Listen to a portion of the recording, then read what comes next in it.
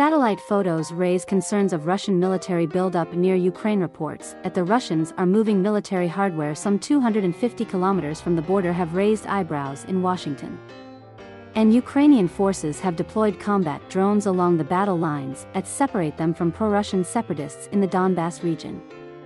On Monday, U.S. Defense Department spokesman Admiral John Kirby said the Pentagon was aware of public reports of unusual Russian military activity near Ukraine. But Ukraine's defense ministry said Monday it had recorded no additional transfer of Russian units, weapons and military equipment to the state border of Ukraine. On Tuesday, the defense ministry said an estimated 90,000 Russian troops were located near the border and in the temporarily occupied territories, as well as in the Black Sea. Ukraine's defense ministry added that Russia had established a practice of transferring and accumulating military units for the purpose of maintaining tension in the region and political pressure on neighboring countries. Kirby said the US was watching closely. "I can't speak for Russian intentions, but we are certainly monitoring the region closely, as we always do. Any escalatory or aggressive actions would be of great concern to the United States."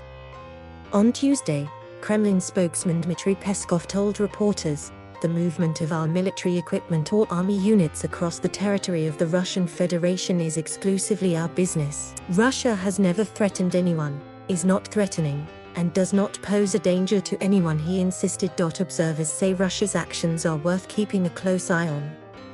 "At the moment it is a developing situation. It's not nothing happening, and it doesn't mean that there will be an offensive up tomorrow," says Michael Kaufman, a fellow at the Wilson Center who researches Russia's military provocation claims, but hopes that the frozen conflict might be diffused through negotiations sponsored by European governments and the US are moribund. Russia has responded swiftly to Ukraine's use of Turkish-made combat drones for the first time in the conflict. One of those drones struck a separatist position last week. "We observe attempts to carry out provocations, elicit some reaction from the militia and drag Russia into some kind of combat action," Foreign Minister Sergei Lavrov told Russian state television Monday. Popular Russian TV host Vladimir Solovyev went further, saying Ukraine was provoking the separatist-held republics into taking retaliatory measures, which means a major war. "Under these circumstances, Moscow will be confronted with a serious choice." Russian rhetoric towards Ukraine has hardened in recent months. In a long article in July, Putin said the formation of an ethnically pure Ukrainian state, aggressive towards Russia, is comparable in its consequences to the use of weapons of mass destruction against us. "True sovereignty of Ukraine is possible only in partnership with Russia," he wrote.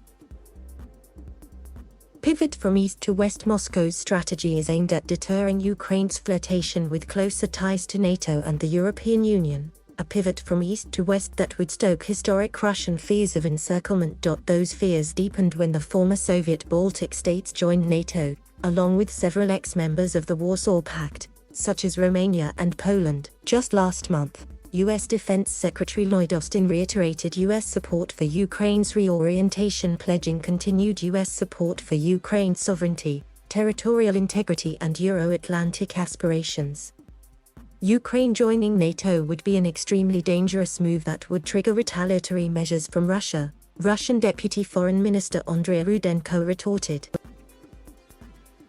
Speaking to journalists on Tuesday, Peskov condemned what he said were aggressive expansionist tendencies, especially on the part of NATO and other countries, adding that Russia has always taken measures to ensure its security and will continue to do so.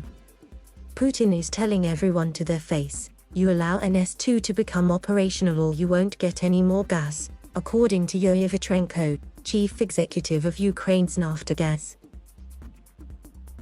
Vitrenko told the Financial Times that there will be no physical transit going through Ukraine. "It increases the chances of a full-scale war between Russia and Ukraine." The White House said at the weekend that U.S. President Joe Biden had spoken with German Chancellor Angela Merkel about efforts to ensure that Russia cannot manipulate natural gas flows for harmful political purposes. As yet, There are no signs that all the adversarial language is translating into a higher level of hostilities along what's known as the line of contact, but Russian calculations are never easy to gauge. Thank you for watching. Please subscribe.